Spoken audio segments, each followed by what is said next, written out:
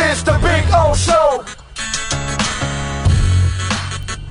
This is the Big O Show. Here he is, the man, the myth, the legend that is Alain Poupart. And you're going to be seeing more of Alain Poupart within next month.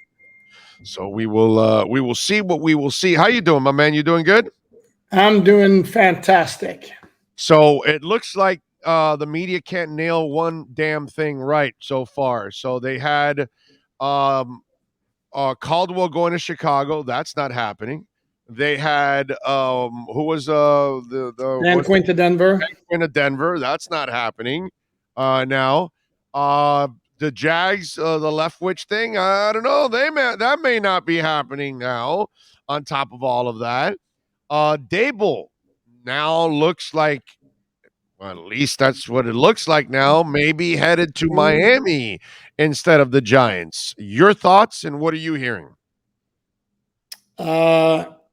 Again, the media's getting all wrong. It's like sources, I'm told, I'm hearing, and you get 17 different versions in every possible scenario. And now, like, the hot topic of the day is Brian Dable is a favorite of the Dolphins. Well, guess what? The Giants also really, really like him. And it's very possible that Dable's going to be faced with the option of taking over as head coach of the Giants or taking over as head coach of the Dolphins. And I did a list of pros and cons, or the pros for Dable in each situation. I don't think it's a slam dunk he takes the Dolphins job in the least. What I do think is a slam dunk, since when I was waiting to come on here, is that you're completely right. I hate to say you're completely right because it's going to give you a big ego or a big head or whatever, but yeah, I already have that. I didn't need that. I already Ken Dorsey would be crazy to leave that Buffalo situation. I mean, it's just it's pathetic Dolphin fans that always do this crap. It's like you only think for yourselves, and you like never really use any kind of logic. Oh yeah, he'll bring Ken Dorsey. What kind of a dumbass are you? Like, are you? It's wishful thinking. It's wishful thinking. No. I would like to put that person in that position and ask them. So you would be stupid enough to come to Miami? Really? You're going to leave the Buffalo situation where the quarterback's already proven, the offense is awesome, they got a hell of a defense. They're really close to being a Super Bowl contender. And they are a Super Bowl contender. Yeah, they are. But I'm just saying, like, they're right there. Well, I mean, they have to do it all over again next year. But my point is, this is what Ken Dorsey has been working his way for right now, is to be put in this kind of a position. Why would you leave Buffalo? It's just ridiculous sometimes how fans think, man. No, yeah. But here's my thing. I'll be honest with you. If you were asking me to guess, if the Giants make an offer to Brian Dable, I find it hard to believe. Let me put it this way. I'd be inclined to think he'd be more likely to take that job than he would the Miami job, in large part because of his working relationship with Joe Schoen over the past 4 years. And in part also, first of all, he high school and college in New York, so it's more home than Miami is. And right. And then you had the factor that you don't have to see Josh Allen twice a year. I think so. Those three reasons. I think if the Giants, so this notion that, well, the Dolphins really want him, so he's no longer a candidate for the Giants. No, I'm not buying that for a second. To me, I got Dable pegged for the Giants, unless Brian Flores, who's in their building today, completely blows them away. But of course, he's going to have to answer the question, especially with the Giants press conference yesterday, where they also emphasized collaboration and all that, even though they didn't use necessarily those words. Well, I'm sure Joe Schoen and John Mara, the owner, are going to ask, well, Brian, can you tell us all about those reports that you weren't getting along with anybody over there? So if I were to guess, to me, my inclination is still that Brian Dable is going to wind up with the Giants and not with the Dolphins. Well, as I've told you from the get-go, they want Dable badly here. That's their guy from the get-go. That's the number one guy that they've targeted from moment one. The only thing is, I think it does come down to which quarterback he wants to work with, because you're going to work with either guy. Because the owner came out and said, we've done everything to screw this kid up. We need to build up a coaching staff and, everything else to kind of give him a real chance to succeed. So both teams are committed to their quarterbacks, and both situations have been pretty terrible for both quarterbacks. I will have to admit that, even though I've never been a believer in the Giants kid. But I have to admit it hasn't been the best situation for him too. So who knows? Hey, look at Josh Allen, dude. I saw him in the Senior Bowl, and I saw him his first year, and I was convinced that guy was going to be just another one of those, all runway guys. They look beautiful on the runway, but when it tries to take off, it's a disaster. And somehow or another, that kid figured it out, and he played like a freaking star last week, man. He did, and I hate to be that guy, but you can ask the other beat writers when they're on. I was on Josh Allen from his rookie year. To me, there was always. I know you were. Yeah, you were. There was always something there. No, but I go back to my point that but it doesn't matter how much the Dolphins want Brian Daboll. If the Giants also want him, and he's got two offers, then it becomes Brian Daboll's choice. And it really struck me the contrast yesterday with that Giants press conference where the owner was so public about saying, this is our guy, we've done him wrong, we're going to work with him, that's the deal. As opposed to Stephen Ross, who I have confidence in Tua, he's our quarterback right now, and then the head coach will see if he wants to basically work with him. And then it's leaked out, to national outlets that we want a coach to work with Tua. Well, because they had the same opportunity as John Mara did to make that kind of strong public statement, and they didn't. Well, I think the difference is that Stephen Ross doesn't want to sound like he's the one making the decisions. So at that moment, he said, "I'll let the coach decide."